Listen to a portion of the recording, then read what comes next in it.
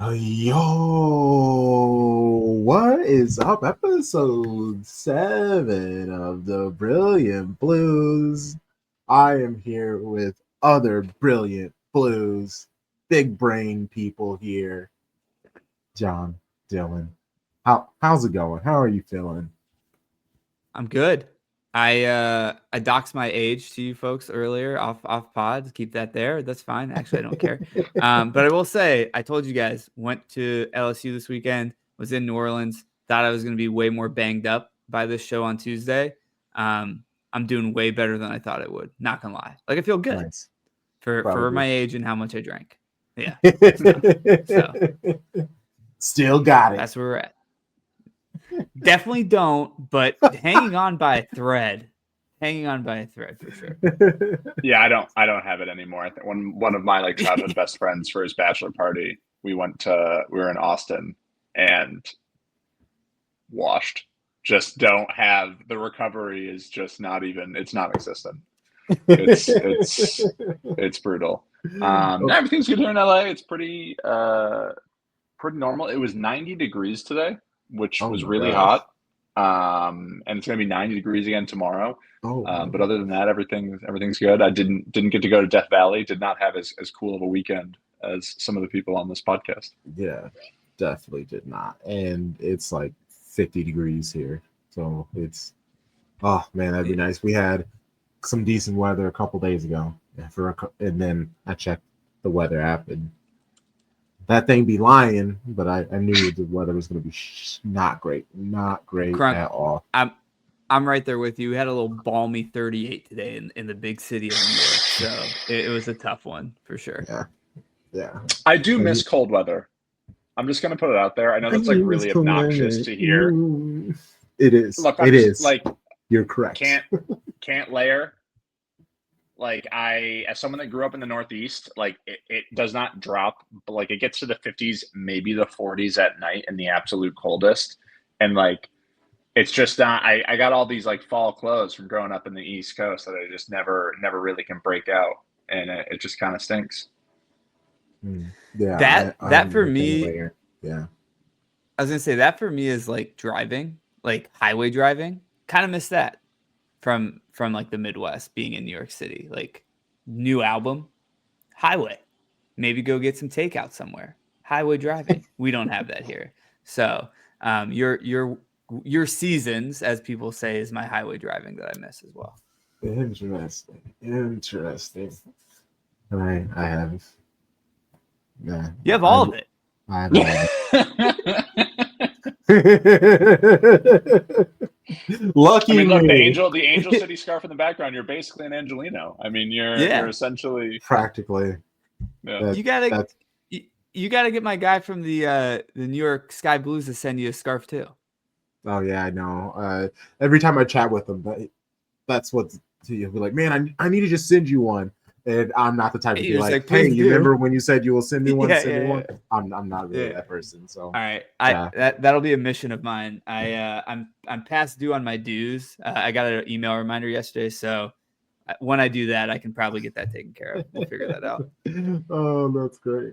Oh man, we are here to check back in. Last time we chatted, they were at the beginning of an upward trend. They were on a 9-match unbeaten streak, and Aston Villa came and they were home, so we went to Aston Villa, the Midlands, and laid a goose egg. 1-0, very tough loss. Actually, it really was a nothing burger, but for the sake of the chaos that ensued with City fans, some were calling it the worst match of the year or in a long time, all those hyperbolic statements. And the thing that I want to know from you all is, how do those kits look to you? We were wearing the third kits, and I'm not gonna lie, I'm a fan of them. And that's crazy. Of the kits, I love the socks. That socks, those were fire. I just want those socks. Yeah, but I mean, I don't mind it. It was very weird on my screen. It felt like not real, so I'll give them that. And I know that that's kind of what they wanted to do, make it abrasive. It was good. I can tell by Dillon, you're not a fan of the kit. You're one of the many, just one of the lemmings going along with what everybody else says. I got an email from City with this new kit that came out, the green one, and it was like a survey thing, and it was like we'd love to hear from you. Plus, I do those surveys. I enter those like when assigned Haaland, Rodri. I don't think they give any of them away. I've never even seen anyone on Twitter say that they got one. Facts. And I'm like, look, I have to be like terminally online for my job. So like I'm pretty plugged into like City social media. I've never seen one person be like, look what I won. Anyways, I digress. I thought the shirts were quite bad, and I put in a little thing in the comments there, like, what do you think about City shirts? And I like put something in there. I'm like, look, this is like one of the least offensive shirts that you have put out as like a third shirt or a fourth shirt in quite some time. I don't like the color green. That's just like a me personal thing. It's not that I think it's bad. It's like I'm not a big triangle guy or a green guy, but like the design is nice. And like compared to this rain kit, it's like, oh, it rains in Manchester. Sick. That doesn't mean you make a fucking jersey about it. And so that's all. And I think the colors are quite bad, and it's not really my thing. And I get that the third kit is like, it's like for kids. There's like the lightning kit, which I like wasn't a huge fan of, but I guess people really did like. But you know, I've never really liked the third kits, especially that Puma have done. They take big swings, and I think often miss. But look, I love the black kits, and I put that in there in the survey. I'm like, give me more black kits at least once a year, or like every other year. We should have a black kit. I think it is so clean. So that's my thought. This just in, Dillon hates rain. He hates Manchester. Look, man, I've spent like a week and a half, 2 weeks in Manchester, and it rained one day, and it was for the title parade. It rained for the fourth in a row title parade. Yeah. Other than that, it was sunny every single day. So I've always enjoyed it. I bring the Los Angeles sun to Manchester when I visit. There you go. I got 3 points. First one, I'll reach into the camera. Crunk, I'm with you. As a washed 36-year-old, dox myself on this one.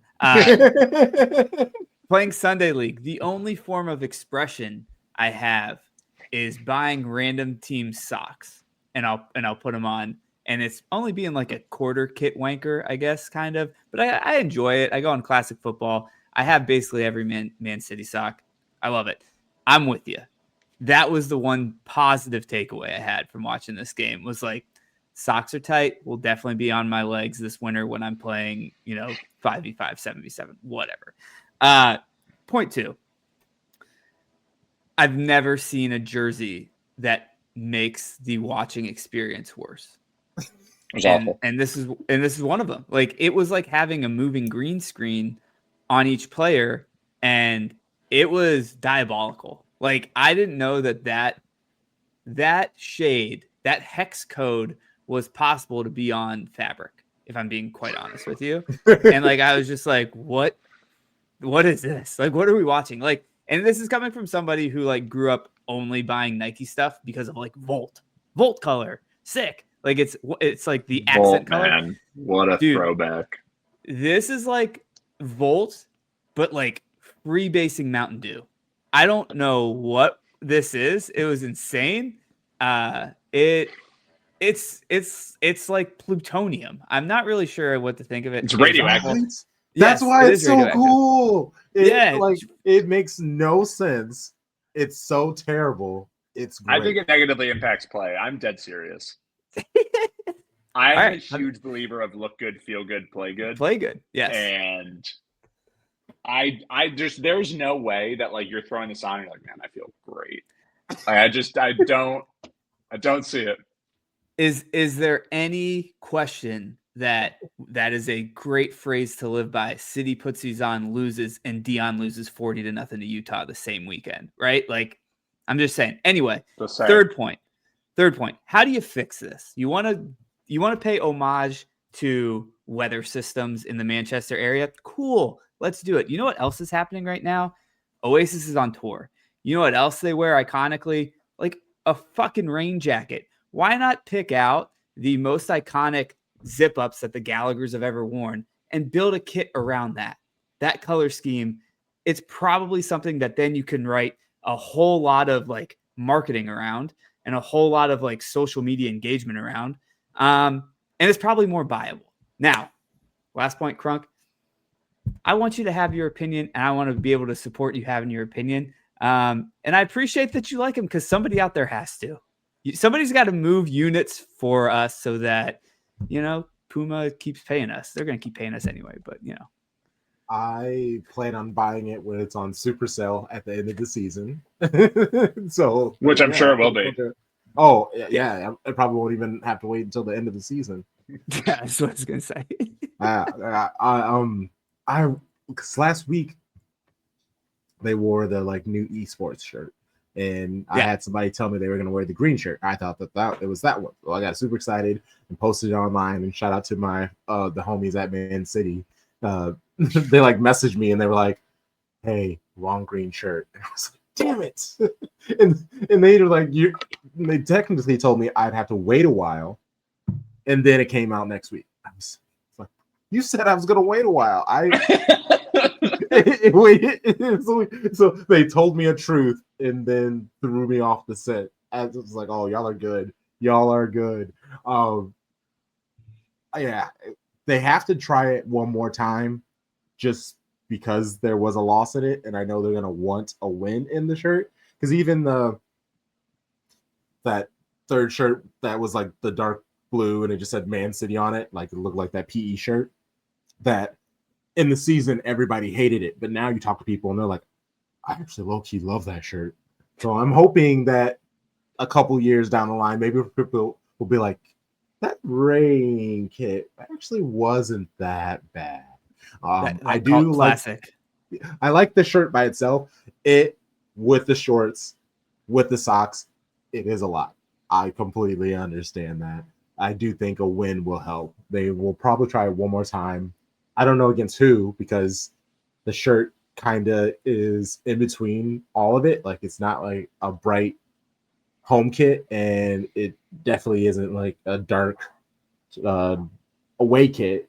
It just kind of exists. So I'll be very interested in who they wear that shirt against. Last thing I want to say, like on this from me, like we can keep talking about it. I love soccer fashion. Like when you're gonna roll out a third kit and you're Man City, do you pick a better opponent? So like one that you're like, hey, it's a home game and it's against, I don't know, like who should I throw out there? Like a newly promoted team. Let's fire that one off, because I just feel like away at Aston Villa with their defense and how we've played, it's tough. It's tough scenes. Like you should have picked this a little bit better than who we had to go. They're not going to wear it at home. People would lose their stuff if they wear it at home over the blue shirt.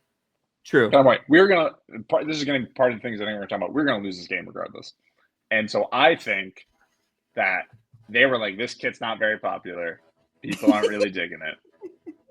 What better time to put it out than a game we probably weren't going to win anyways? It's like, oh, Rodri's out. Oh, Nico G's ankle's fucked and he can't play a full 90. Perfect. Today's the day. I agree. And like, Crunk, I just need you again to know, I love that you love it. Straight up, love that you love it. I kind of think, to build off of that theory, Dillon, that's why they introduced the fourth kit before the third kit the week before. Yeah, right. So that they can just default to the fourth kit as the new third kit, which I liked. I'm cool. I'm a green person though. So, anyway. I just like it. Like, look, Ederson wore a green shirt for what feels like, ever. like 8 years. Yeah. I think it makes sense. It's inoffensive. The NFC chip I don't care about, but I'm sure some people love that. And yeah, I got you. Yeah, that video game. The video game kit's chill. It does give off video game. It just feels like a backdrop or a skin on some like your game system loading screen, menu screen before you go to the game. Like that's what the background is. So Because it is confirmed again. It is the esports technically. Yeah, like it it has is. an Yeah, esports tied to it. Okay. Yep. That makes sense. Cool. Okay, let's talk about the actual game in itself. That was just as depressing as the kid, apparently. Also, it felt inevitable. Like Tajani had a mare of a match. Like, bro looked absolutely. Actually, there are a few people who looked lost. Reinders looked lost. You could tell Vardiol forgot how to play left back. There were so many times where he was where he would be if he was a left center back. There were multiple. I was just like, why are you right there right now? And I'm pretty sure there was one time he headed the ball away. Ruben, who went 7 for 7 aerial duels. Our pod, Shades of Blue, we have killed him for being the least athletic human being for years. And for him to win, for him to go 7 for 7 in aerial duels, I was shocked. But there was one header that he headed the ball towards where he thought Vardiol should be, and Vardiol was like right next to him. And he like looks and he's like, "What? Go over to your spot. What are you doing?" It was so chaotic and unfortunate that they weren't able to get a goal in that first 12 minutes when they were cooking. Haaland kicked it right to Emi Martinez. It just is what it is. Unai Emery, this is like the most success he's had from Pep ever. I guess what was the worst about this match to you? Like what is the thing that still 2 days later annoys you, if there's anything? I'll start this off just because I have all the smoke for this poor guy, and I've said this many times. I'm sure he's a great human being. Matthias Nunes, like outside the box, stop shooting. Stop. That's learning from Kyle No, Walker. I mean I'm shocked because he wasn't terrible. No, So, like, I'm over it. No, I'm over it. Like I can't. That was the one person I so, wasn't expecting you to say anything about, and you're just like, actually. But you know that there's blind rage in my heart for just like the fact that, again, probably a great human being. I don't know. I feel so bad being so critical, but it's just like I want to be done. It's like I'm in a relationship that I can't break up with the person with.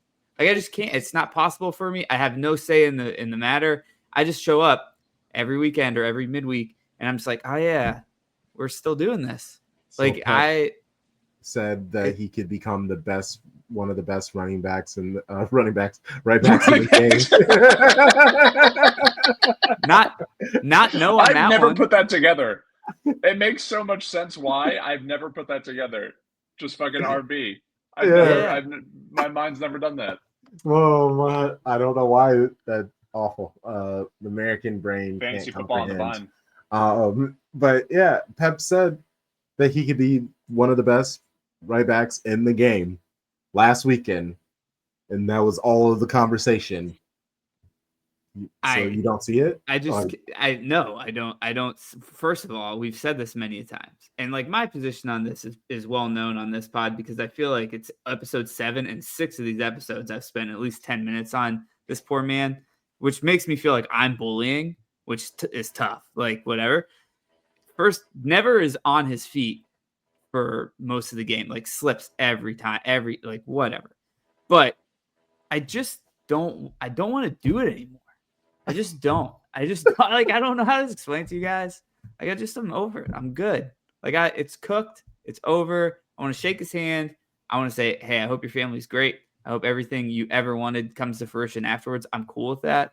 Like, see ya. Peace. Just the FIFA career mode when you sell a player and it's like the little animation of them like walking out the building. With his leather bag, and you're just like, he looks back and you're just like, yeah, no go. We got you. You're in the Bundesliga now, please. I think I'm done with it. But I will say this other point.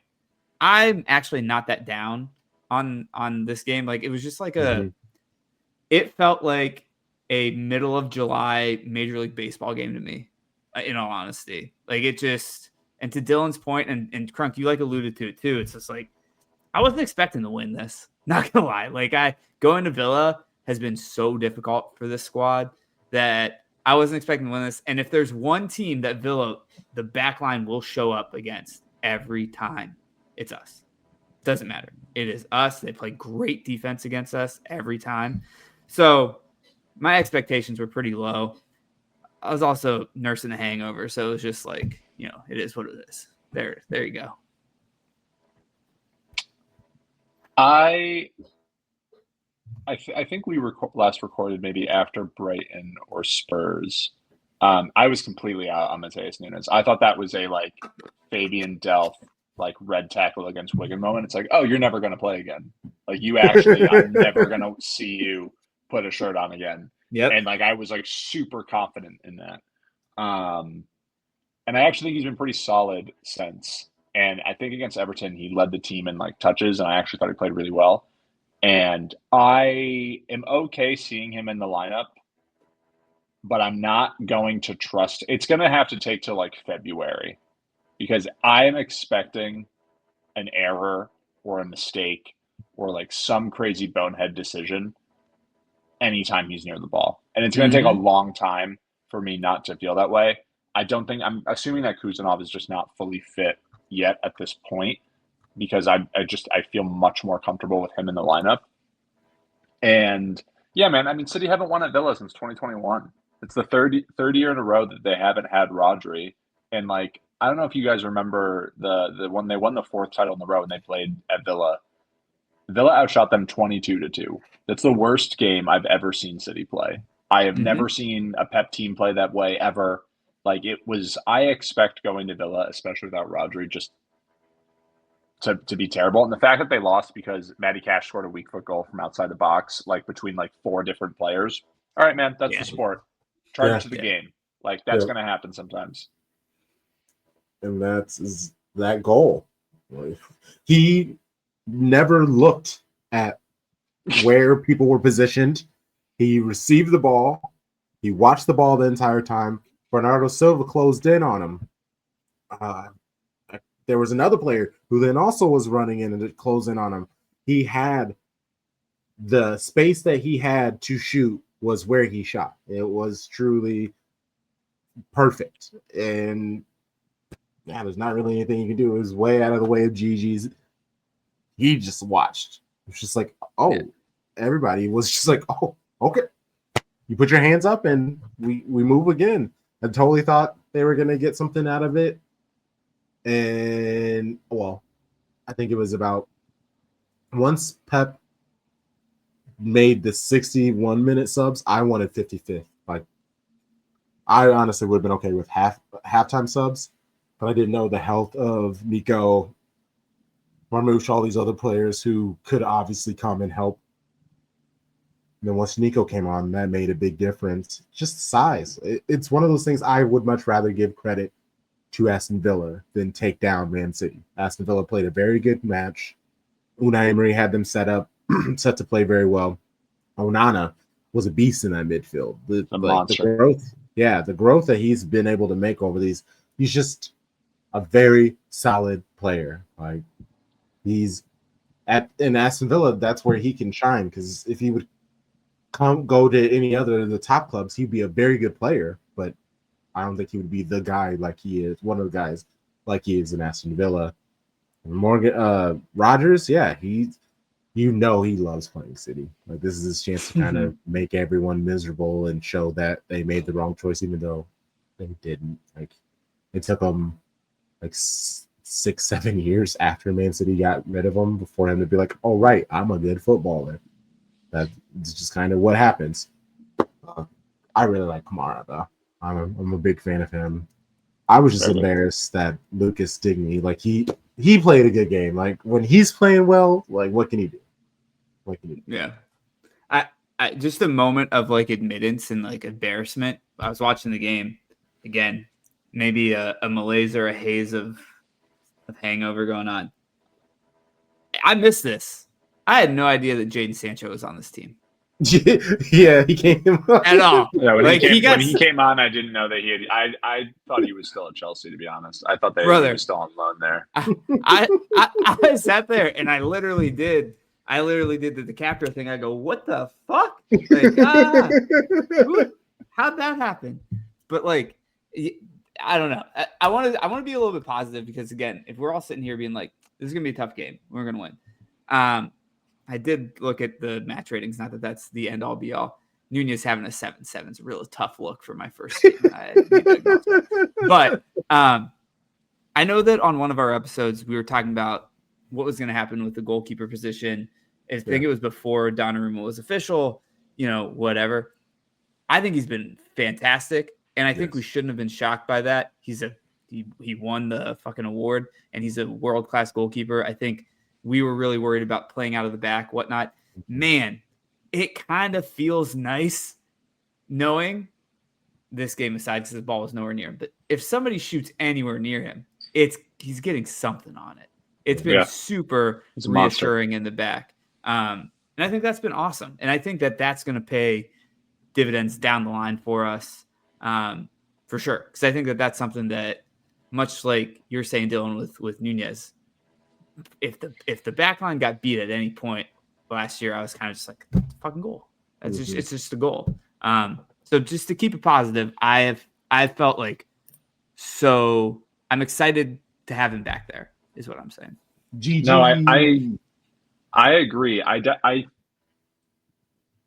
don't think there's many City fans that would feel confident when a player was one-on-one on Ederson that like, he's going to stop this. And I think that like the defense is going to feel that way, and I think that is going to lead them, like they would play more aggressive to try to like prevent someone from getting the ball or make a tackle, because like if they take a shot and it's on target, it's probably a goal. And I do think that you are going to play differently if you know that you have a world-class shot stopper and you're like, I can just if I make the shot difficult, if I have to take it from a different angle, anything like that, I know that he can save it. And I do feel like a defender is going to play differently when they have more confidence in whoever the keeper is. That's all. Yeah, for sure. He's a monster, and he's gotten better. There are definitely kicks where he goes, and you were used to Eddie, where he would just. He had one in the Villa game where he sent it 45 yards in the air, and it went like barely. It didn't even leave the box. Like it was really bad. It was like, oh, I've done that. Like I've been there. Like he's quite poor out from the back. Like I just want to make no qualms about it. And eventually, it's going to like have an impact. But for now, it's fine. Well, it was the Brighton game, right? Like that. One of those goals was because of just like pure stupidity out the back. I'm trying to remember. But that was Trafford. It was Brighton. Oh, it was. You're right. Yeah, because this is the first time that City have lost under him. Yeah. Okay. You're right. You're right. And he, I don't mind it. He's growing. He's getting better. Because Trafford, nobody's Ederson, but Trafford can kick the ball around. He can do his thing. And I'm sure that was nothing that they even wanted Gio to work on. In fact, they and PSG aren't necessarily doing any better with their goalkeeper situation. Much worse. Like some of these goals that he has given away are like embarrassing. Like it's just like, oh my gosh, I can't believe I was like, hey, bring Chevalier to City. Like, good. I do not need to be talking about keepers. Honestly, what's interesting is I feel like Ederson felt like we were having like a Steph Curry moment. Like it felt like this is the sport now. Like we goalkeepers don't need to be like absolutely amazing shot stoppers. They need to be really good with their feet. It almost was like it kind of seemed like with quarterbacks, like when you think of like in the 2000s and 2010s, it was like quarterbacks were slow. They would look at a defense, they would read the defense and all of that stuff. And like quarterbacks still do that now, but it's like now they've totally evolved to where like you need to also be mobile. And instead of like a mobile quarterback being like the worst possible thing, now it's like you need to have a guy that can also move with his feet. It feels like now with goalkeepers, whether it's like now it's long throws. Everyone does long throws this year, corners. You need someone that's like big, strong, physical, and can kind of like hold their own and is also a good shot stopper. And I think Donnarumma brings that. I still think that like you can't have someone that's honestly, for how bad he is with his feet, he needs to be just as good shot stopping. And I do think in a perfect world, it's someone that's better. But it does feel like it's almost flipped back around where like actual regular goalkeeping is now what's important. The game is not fully gone thanks to Gigi. Shout out to him. Yeah. Shout out to him. I will say with one of the last points you had, I don't know if I was texting you guys about this. I kind of love that long throws are like back in vogue. It always made sense to me, or it never made sense to me that I felt like throw-ins were just an afterthought. And I know that like Liverpool went through their renaissance of like, hey, it's a stop ball. Let's get it into a place we want to get it to. Let's set this up. Let's actually take time to do it. I thought that made so much sense. Like there were so many times where the camera would cut away the past couple of years when City had a throw in, and next thing you knew, the other team had the ball, and I was like, what actually just happened? Like I was like, why are we just wasting this stoppage in play to be able to set it and put it where we want to? And like, shout out to all my European and South American friends. I know that you're not as good with your hands as us Americans are, but like it's not hard to like teach some people how to direct this way and put it where you need to. And like I'm like pumped that it's a thing, and like I think that there's a lot of really creative ways that you can create dangerous scenarios, obviously, with this skill set. And we kind of need to make sure that we're on the wave of it too, because other teams are going to absolutely kill us with this shit. Like this is sometimes the only scoring chance a Sunderland or whoever else, name whoever you want to, has a chance to get a scoring opportunity on us. So like you obviously have to learn how to defend it in practice. You might as well learn how to use it in offense too. Pep was asked about that, and he had like a complete stank face. He was just like, people can do whatever they want. that is the beginning and the end of my thoughts on this situation. Sick. Oh, okay. Yeah, I don't see it happening from him. Realizing that Arsenal's set piece coach was a City coach was crazy. I don't know if you saw that City report tweet making the rounds today. Oh, it was like from 2021. It was like whatever his name is, Nico, whatever. It's like Nico, whatever, has left Manchester City to join Arsenal, like City's set piece coach. And it's just one of those like the Interstellar meme of just like, no, please don't go, because now it's like what he's done with them. It's crazy. Now he's the most important part of their. They don't know how to score an open play, a goal from open play, but all of their goals, any set piece, they're scoring from it. Yeah, I hate it so much. I will say, and I know we're gonna transition into our next point. This weekend, watching this game, I was with a couple of Liverpool fans. My brother being one of them, our other buddy Ian being the other one. They both gave me a look during this game, and we came to like a gentleman's agreement. We can't let Arsenal win. We got to figure this out. Either one of us, like both of us, we just like, it can't be anybody this but can't Arsenal. Happen. Yeah, come on, like we were both. Come on, we were both just sitting there. It's like, this isn't really going to happen, right? Like we gotta get our asses in gear, because I was fully prepared to come on this pod and just be like, I'm sitting here not as down, because I'm like, thank God we're not Liverpool right now, because they are kind of a mess. I mean, we did it last year. Right. But. Yeah, exactly. Well, that's what I was going to say. Is like they're us last year right now. Yeah. They need but I will 9 more losses. I will say, and this might be a good transition into our next point. Our one friend, who's the Liverpool friend, doesn't put in the hours, Crunk, that you guys do over there, and like with how many pods you do, and like Dillon doesn't work in soccer, this guy, but I do consider him kind of a ball knower. He is every time we talk, he's a big fan of like, Haaland's a great player. Haaland scores a shit ton of goals. Haaland does not allow you guys to be as dominant as you once were, because of how you have to play with this guy. And I know it's like not a controversial take, but it's like the reminder every time where, again, I think I relate this to relationships all the time. I'm in a happy marriage, I swear. Like where it's like,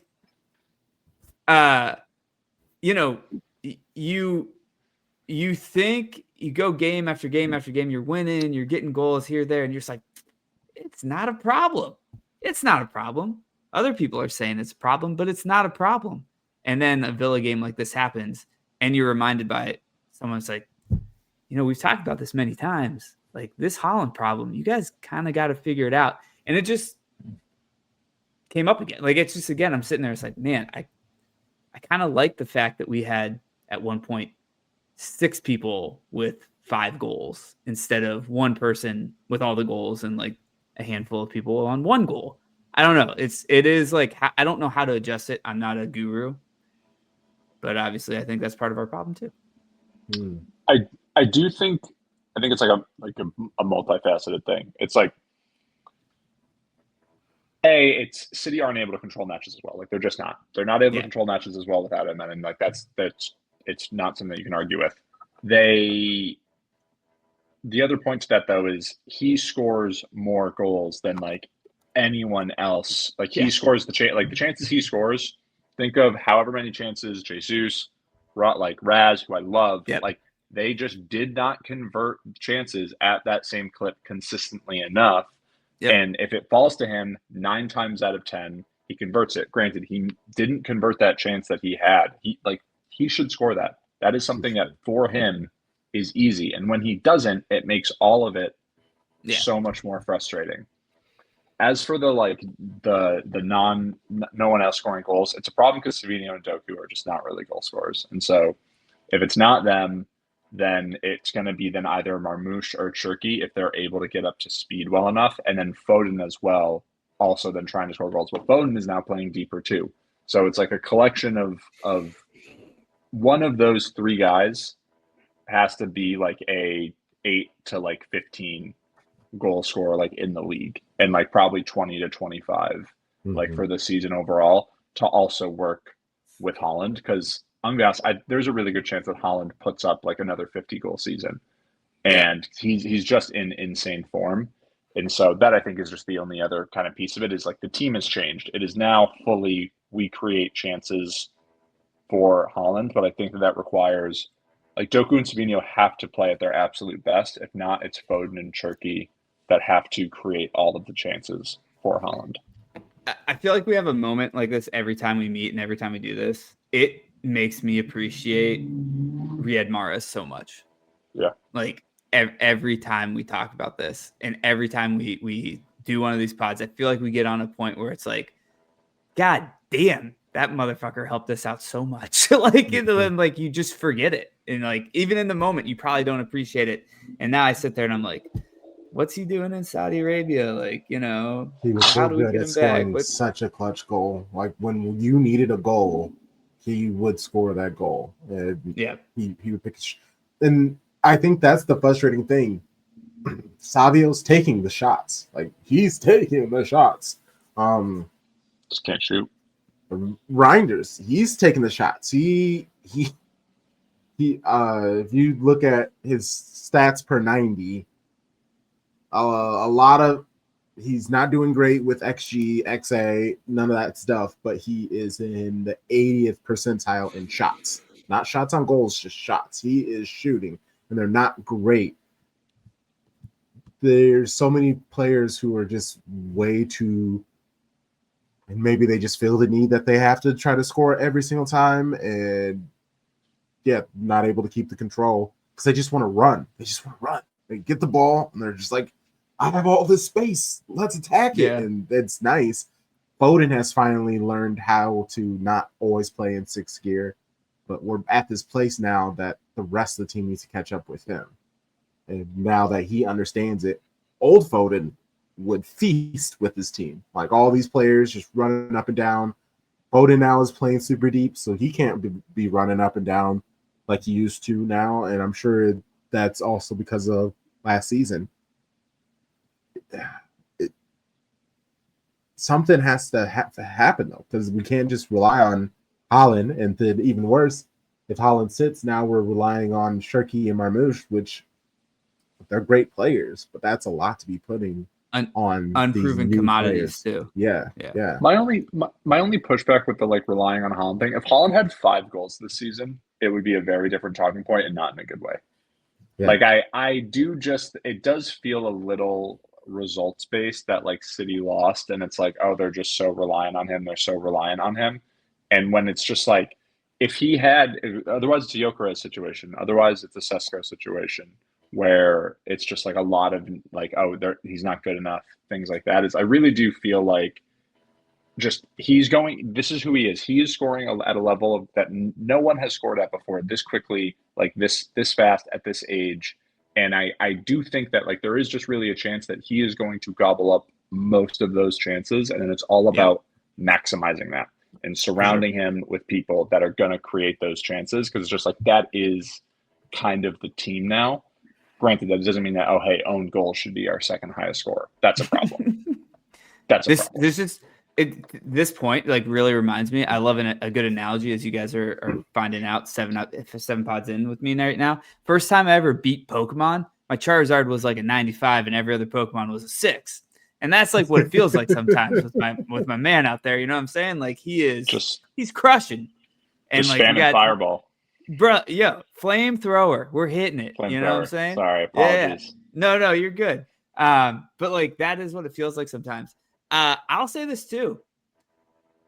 Maybe this game wasn't the best. Again, going in and out of consciousness of like being hungover. So I probably don't have every dribble down. I feel like his link-up play has gotten so much better over the past couple of years. Significantly. Yes. And like in this game, there were a couple that I remember seeing, and maybe it was by mistake, whatever, but I was like, oh, that wasn't going to happen last year or 2 years ago. Mm-hmm. And I think that's something that, like, again, I'm trying to be super positive for everyone but Matthias Nunes. And that's okay, because that's my own problem and my own cross I got to bear, I guess. And you like who you like, and you don't like who you don't like, and that's okay. That is okay. Yeah, for sure. But so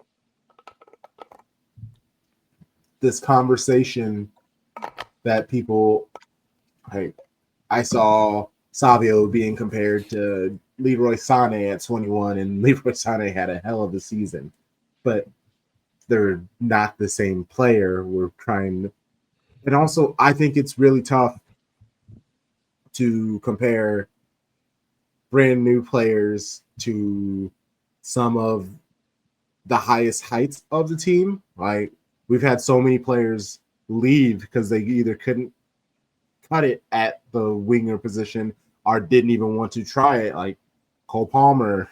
Like, there's so many players. We had Nolito at one point in time on the wings. Like, Gabby Jesus wasn't great over there. We've had so many bad players at the wing. It just, Doku and Savio, they're right in the middle. They're not the best people, but they're definitely better than some of these other players that try to play at the wing or we had at wing. It's just a different look. And I'm trying to make sense of this, because yes, they're not going to be goal scorers, but yeah, I just can't. It's not great that we have 7 players combined and they only have half the amount of goals of Haaland, and that it just isn't feasible. So it's just like, how do I put this in my brain? How do I need to think or see things that can, I guess, help me move forward so I can see what I need to in the game, instead of just being, I guess, frustrated? Because I mean, they're getting the chances, they're getting the shots at goal, they're just not scoring them. So is it like practice? Like, am I stupid for expecting them to be scoring the chances that they're creating for each other? I don't know. It's just still, it's a weird thing. I'll go back to this, and I think you guys are both much better tactical minded people than I am. Whenever I get confused about what we're doing, I try to take a step back and be like, what's the actual job that they got to do? Like, what are they out there, and like what is the actual thing that they need to accomplish? And I do think that the Sané and even like the Gabby comparison's tough, to your points, because we asked them to do a different job. Like, especially Mars, we asked him to do a different job. Like, I feel like if Mars got the ball on the wing, beat one man, and then he had like the green light to cut back and like let rip, I just don't think that that's what they're getting told to do. And I think that there's like, I'm hard pressed to be down on Doku, because I feel like he's had such an impact over the past couple of games where it's like, brother, I don't care that you're not scoring right now, because like you've also created so many dangerous opportunities and dangerous scenarios. And I think that's actually what's being told to them. Again, not the tactics guy, but it's like, I feel like Pep looks at the board and says, if you can get the ball in this area, we're going to score 40% of the time or 60% of the time. Can you get the ball in this area? And we can figure it out from there, as opposed to, I'll just go back to Mahrez. It's like Mahrez had the green light because Mahrez could shoot like a motherfucker too. So it's like, On I both feel feet. like, yeah, like he just had the green light. And I just don't think either one of these dudes have the green light. Like nobody has the Steph Curry, like shoot wherever, whereas Mahrez did. So it's like, it's just a different job right now. And Dillon, I think to like your point, it's like we have these different jobs because of this humongous like mass that is sucking up a lot of the energy, because that's how we're going to position ourselves to score the most amount of goals we can. So that's what I'm thinking. That's how I make sense of it. Like gravity of Haaland. Yeah. Oh, Not the most enjoyable way to watch over the past couple of years, but we're still pretty damn good compared to other teams. Now I sound like a college football fan where it's like, hey, 10 wins is great, even though we're expecting to win a national title every year. I wanted to mention this with the Arsenal thing. It's like, look, Arsenal are flying, and if they keep up this defensive record throughout the entire season, then that's it. Like that's the season. Like that's just it. Really, they're defensively so unbelievably strong, and then like, kind of like hats off. That's it. However, I don't want to be the best Premier League team in October. I don't want to be the best Premier League team in November. City are rarely in their title winning seasons the best team in October or November. So it's as long as they are within striking distance, they're 6 points, 2 games. If there's anything we know about this Arsenal team, is that the moment games matter, things start to change. And that might finally change. And this might finally be Arsenal's season where they're going to figure it out. I just need to. I remember I tweeted this last season. Has Mikel Arteta ever won a game in the spring? I was like, I'm half kidding, but like quite literally, it seems that like after the month of March, I would love to see what his record is, and because it's probably terrible. And when these games really, really start to matter, if they can keep that pressure, they get one decision that doesn't go their way. They get one penalty called, all unravels. It's happened time and time and time again. 3 or 4 seasons in a row where they finished second. So, Dillon, I know you're a big film man. Ides of March. yeah, Great movie. Might be Mikel Arteta's like his sonnet. What's about him? He just can't figure it out there.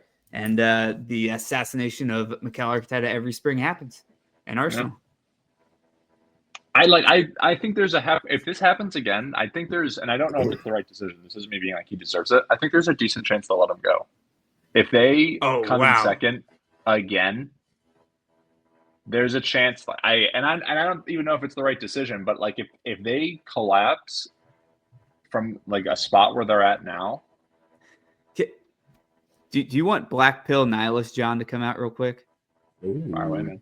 No shot. Do you know how much money Arsenal makes? There's no way. They're stoked to be in the Champions League. There's no shot. Like, I don't want to alarm anyone who's watching this or you guys. Like, we live in a corporate ass world. This is us in England are just how much money can you make and how fast can you make it? And like the business of Arsenal football coming in second is fucking good. Like, and their owners, and I think in a good way, they do not like rattle the cage often. It is not not a club that is like quick to, and I honestly think that's the right decision. Like there are people that were calling for Pep to be fired last year, and they were insane. There's people calling for Pep to be fired this weekend. Yes, and those are people that do not like. That's terrifying to even like think that way, and I don't think that he deserves to be fired. But I understand if fans are like, we can't win with him. And I also understand from our perspective, it's like, even if we're not winning, we are going to be super close to winning, which is just as good. again, I feel like I've taken up a lot of airtime here, and I make too many American comparisons. But like, my wife's a Penn Stater, and as soon as they fired Franklin, I said, "Careful what you wish for here." Bo Because Pelini it's fired for Nebraska, man. You never know. Yeah, it's a slippery slope. 10-2, and then a bad year every once in a while looks pretty good when you're going 5-7 for the next 4 years. So I don't know. I think there's no shot. Like, I think I tease it out with the Pep stuff all the time just because I'm questioning the adaptability. Like, I don't listen to the pressers. Crunk, I know that you do every time.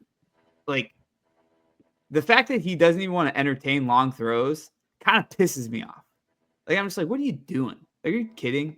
Like, do you know how, like, impactful this could be? Especially with the amount of skill that you have. Like, what? Like, why wouldn't you be open to it? I don't know. I didn't even know that was a thing until you told me on this podcast, and I sat here with, like, Arthur meme, like, what the fuck? But, like, why? Just, like, yeah, his exact thing not? was, because they asked why haven't you used it, and he was like, well, if we're going to, I need to get somebody with strong shoulders and arms. That was his answer. Hey, 29 second place, Brooklyn, New York. I can throw a soccer ball very far. Come get me. Yeah. I'll take, like, lower than the minimum. I just doxed myself on live internet. No one, yeah, whatever. But, like, come get me. Come get me. I'll sign it right now. I don't give a shit. I'll throw it. I can get from the other side of the box sometime if the wind's blowing. What I'll It's a collection of things. One, I don't know if he's like completely, I'm not going to do it. I do think if there is anyone that maybe can be a little like, I know how to win, it's maybe the guy that's won 6 Premier League titles in 7 years and has only not won a title like 3 times in his career as a manager. Like I do think the long throws are just so Dillon. chaotic, and I think that's what's the worst thing that Pep Guardiola would want? You just said it. Like, yes. That's the worst thing that he could want. Is I chaos. know. Yeah, no, seriously. all Every it's single gonna time I take is watch it's gonna it, they just bounce throw it in, somewhere. and everybody's just like Yeah. jumping And and all it kicking. takes is it. What are City not great at, especially without Rodri or if Nico Gonzalez isn't there? And it's like winning duels or getting the second ball. It's like all these. It's fucking Reinders or Silva getting just bullied off the ball like school children. Like if there's more bigger players that are in there, it makes sense. But if all of the big guys aren't able to be there, there's no reason to do it. Fair enough. I will challenge this, and like you make a ton of sense, and you're correct. The chaos, Pep wants to tamper chaos and like whatever control. If I can find the stat for our next podcast, how often we turn the ball over off of a throw-in from our own half, and if it's a percentage that is unacceptable, I think that then I have a point to be like, listen, Yeah, that's fair. Don't throw it far, but like, yeah, I love advanced. Let's keep possession. Like I agree. know. There are multiple players. Kusanov is one of them. Where like they get the ball on the throw in, and I'm scared. Like they just look lost, and they have no idea what to do. Yeah. And there used to be a certain French fullback who will not be named that was also the same way. I was terrified whenever they would have to throw the ball in, and it quite literally is like they have. Sometimes there is a player that is like 10, 15 yards away. There's no player within like 10 yards of them, and they just won't throw it. And instead, they just like fling it down the sidelines, and it's just like just hit the midfielder and get it. Like they're going to be like surrounded a little bit and like potentially get pressed. But it does boggle me that there seems to be almost like nothing around throw-ins, and I'm not calling for that. For like the long throw-in piece, it's like Pep has a particular way of playing, and he's broken the sport because of it, and like broken the Premier League because of it. Like people run back these Sane clips. There was an account that was like pulling it up, comparing Savio and Sane, and it's like, look at the space that those City players have. That's like this is a team that scored more goals than anyone's ever had more points than anyone had a higher goal difference than anyone had. It's like he broke the Premier League, and he's still like finding ways to win that way when every other team is quite literally now designed to try to stop him winning.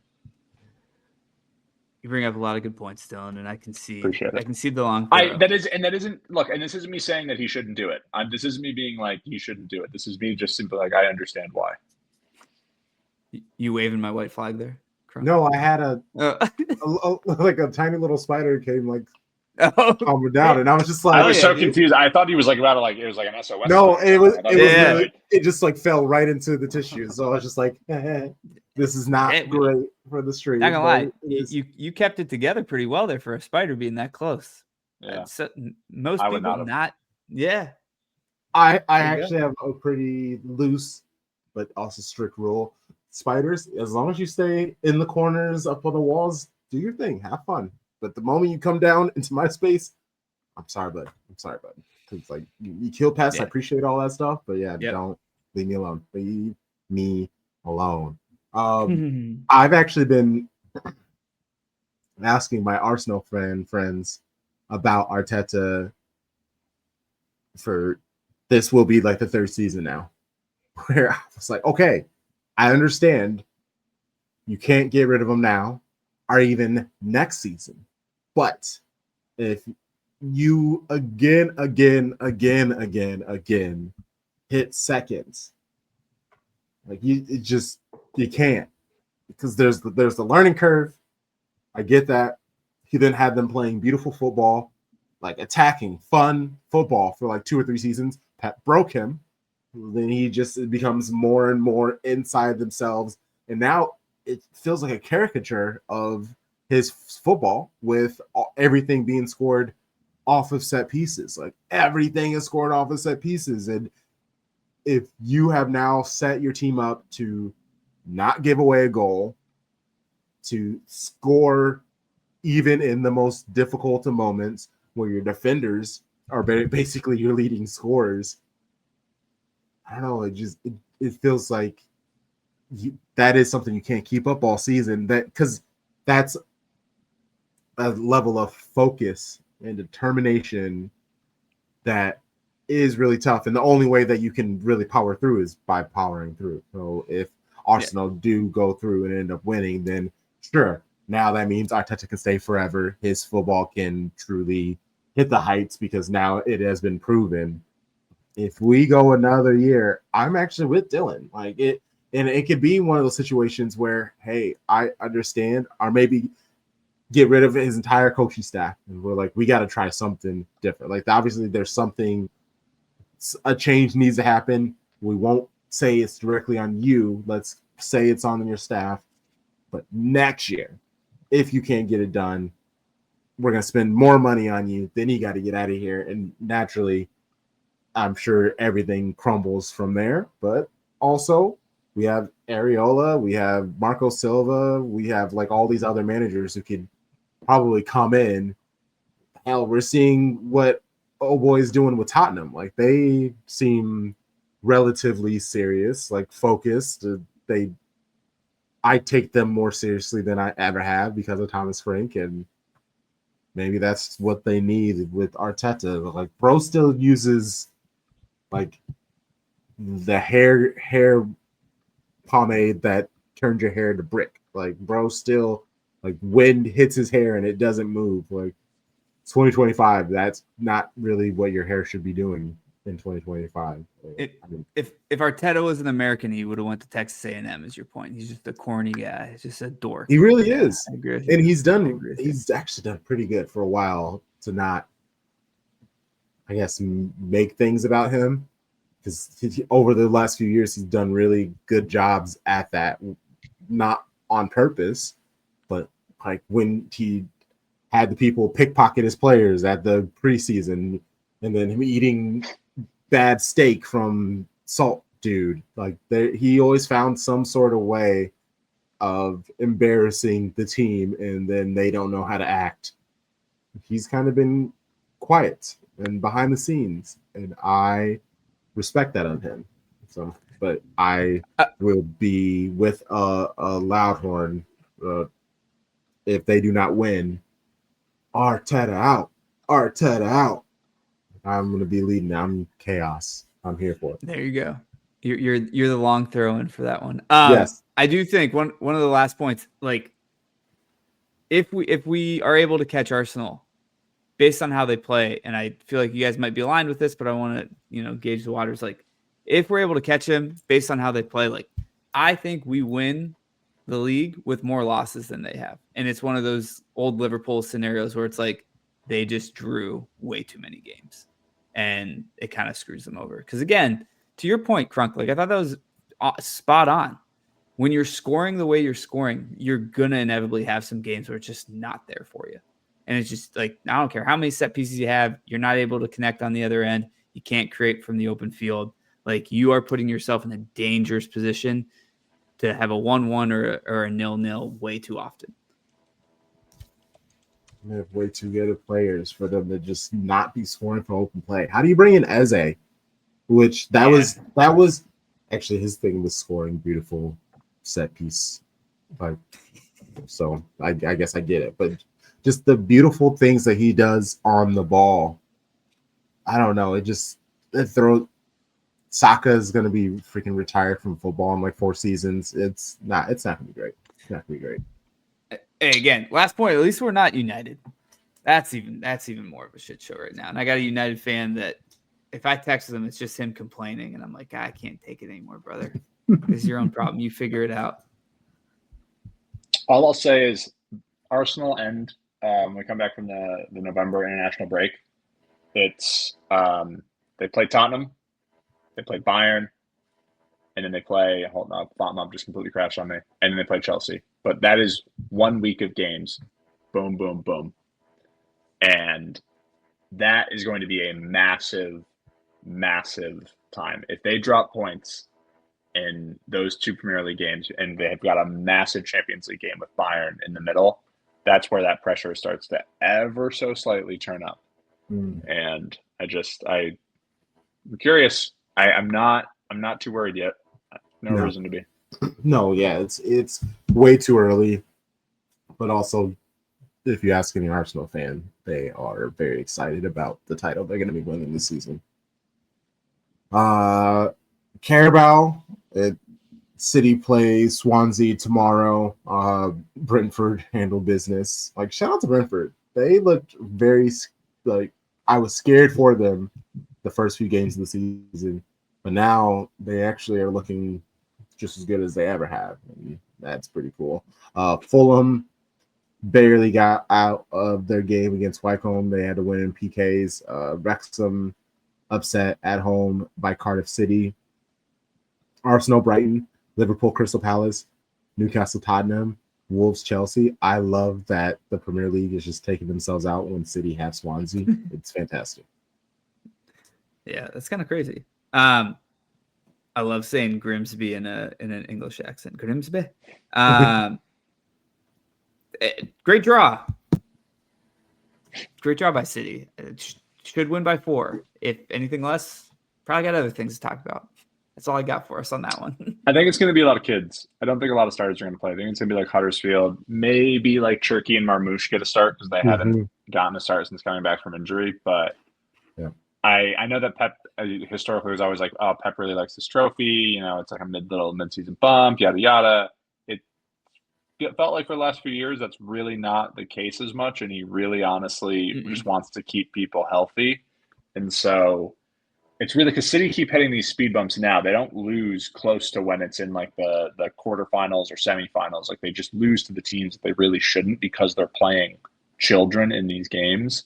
And so I just expect that to happen. Maybe if City make the semifinals, he's going to start playing serious lineups, but I don't expect much. You don't have to worry they about should Calvin, win, but no Calvin Phillips. There won't be any Calvin Phillips.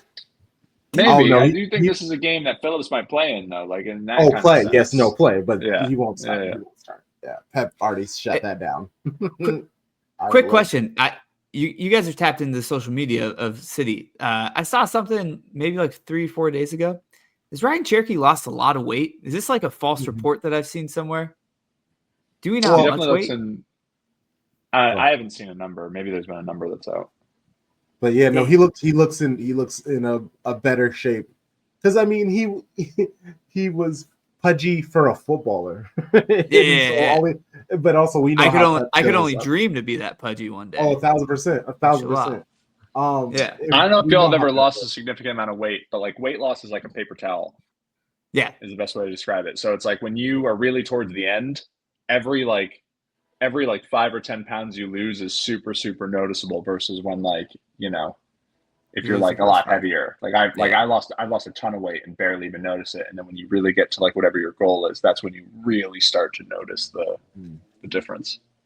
I didn't even see that it was reported that he was like that out of shape or like that was a thing. And then I saw it and I saw the like before and after pictures and I was like, damn, like I didn't even realize this. So again, head in the sand, John Whitaker. And also, I think it wouldn't even surprise me if that ties to his injuries too, because it's just like, bro, all the running that I'm gonna have you doing, you can't be eating like you do. But like, we have this nutrition team. Some Riyadh pasta. Yeah, right. Exactly. Like everybody loves it for a reason.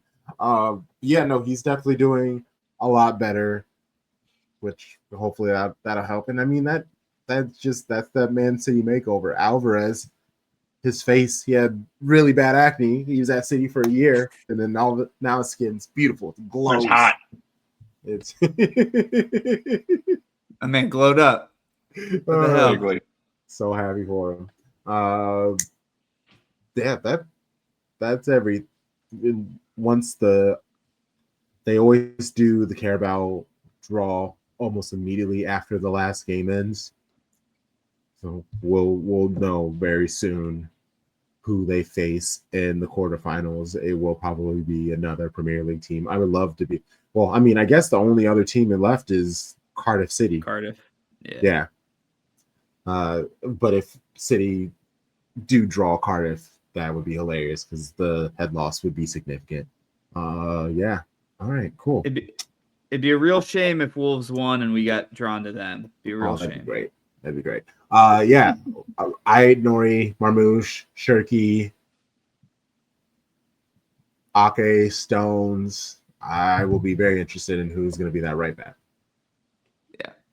Exactly. It'd probably just be Nunes again, if we're going to be honest. He'll probably just go Nunes. He doesn't care. Yay. he should be fine against Swansea City. Swansea City, they are not great.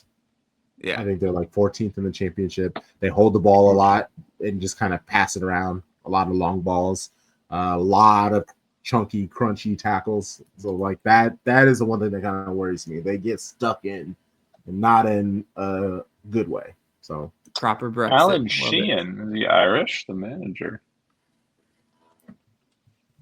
I think he's Irish. Shout out. Similar last names. There you go. Hey, look at you not completely doxing yourself. Get like John. Yeah. Look, anyone wants to come hang out? I got a really big TV. The sun's pretty cool. I'll cook for you. I don't care. I'm all about making new friends. Hit me up. Oh, all right. This is nice. We've hit the hour. I was a little worried because I didn't put anything in the doc, but I knew we were gonna get here. The conversation always flows when we start cooking. Yeah, Dillon, how can people find you and the things that you do? You follow me on Twitter, which is just my name, DILLONMEEHAN. I sometimes write for City Extra. I haven't really done it in a while. I have started to do picking up Monday Morning Manager again, so it's on YouTube, and actually now finally has launched as an audio podcast. So if you just search Monday Morning Manager, you are going to see one episode on there.